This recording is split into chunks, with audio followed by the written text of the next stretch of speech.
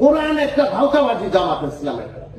ম্যাডামের সাথে সম্পর্ক ছিল, আমাদেরকে কোন অঙ্গ সংগঠন করতে দেয় নাই, কোন সহায়ক দিছে এই জামাত ইসলামের ভয়কে আমাদের দল থেকে কোন সহায়ক দিছে, র্যাব দিয়ে শেষ করে দিছে। যুবদল করতে দেয় নাই, ছাত্র দল করতে দেয় নাই।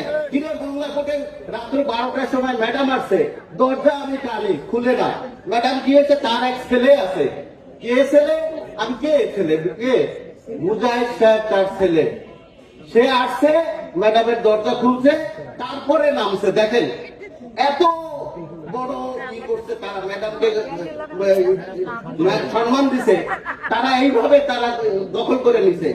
স্টেজে যাবেন ওই সময়, ম্যাডামের ওই সময় ভোরবেলা ফজরের নামার সময় যে দেখবেন যে তারা দখল করে স্টেজ সামনের কাতারে সব দখল করে আছে। বিএনপিদের কোনো পাত্তা ছিল না।